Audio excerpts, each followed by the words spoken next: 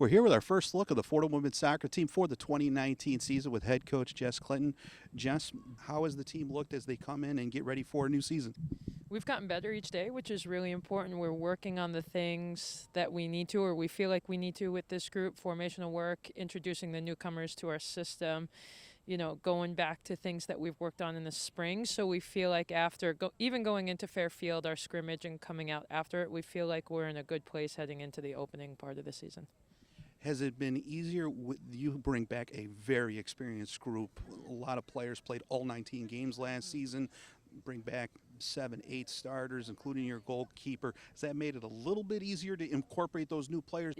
We hope it will. We certainly hope that it will with the newcomers. They're challenging for time, which is nice, and it's probably the first time that we've seen a group challenge as hard since our arrival on campus.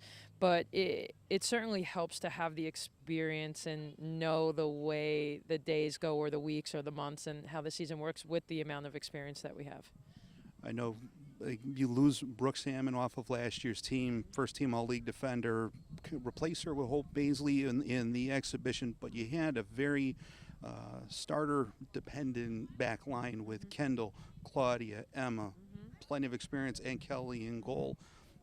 What does it mean to have those three and Kelly in the back to make sure Hope is right along with them? Hope, since we've kind of moved her from the midfield to the center back position, has been very open to it. She's done a really great job of taking the reins in that back line and how she is in training. You right now cannot tell the difference between her experience or lack of experience in the center back position. She is playing very well and very experienced. So it thus far has been a seamless transition. I think it is helpful that you have starters around. That makes you more comfortable, but her transition to the back line has been very good.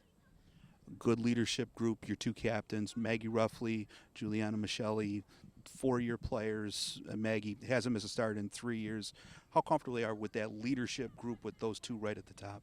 Those two are always 5 steps ahead of me. And they're 5 steps ahead of the team, and they're great organizers and great leaders when it comes to the little moments, and they've had some great experience ahead of them, and they've been able to see what works and what doesn't, and they're really smart young women, and they've really taken the reins and have taken this group to push them when they need a push. So they've done a terrific job thus far. A very challenging 2019 slate for your team right out of the gate, a top 10 team in Tennessee, Big Ten school in Rutgers, playing an ACC school in Syracuse. What did it mean to put a schedule like that together for your team this year? I mean, we keep saying it to our group. Why not?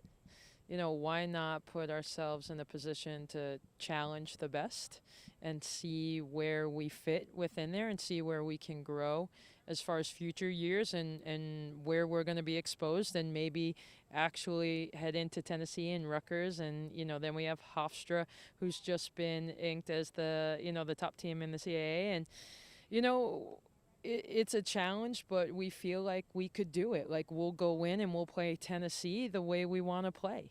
We're not afraid, but they're a top 10 team, and it's a wonderful challenge. And the same with Rutgers being a top 25 team.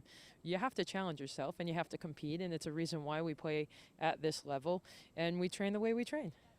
We continue our season preview with the women's soccer team and junior defender Hope Baisley. Hope, you come into the first exhibition game starting in that spot left vacated by Brooke Salmon. What was it like on that starting back line? I was really lucky to have a whole spring with them. So we got to play about 4 games in the spring as that specific back line. And obviously having Kendall on my right and Claudia on the left is huge for me, because if I ever make a mistake as a new center back or something's not right, they're right there to help me and pick me up. And obviously watching Brooke for the past 2 years be center back was also really, really helpful. I got some good tips from her, and I'm excited to be back there. The team, the preseason poll came out, picked 7th overall. That's a playoff spot in the end of the season.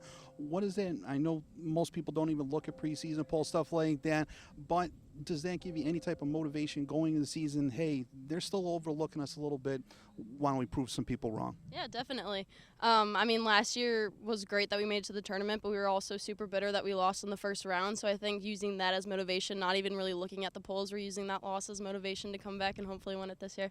We continue our preview with junior defender Emma Johnson. Emma, part of one of the most experienced backfields in the conference. You got 3 starters returning as well as your goalkeeper.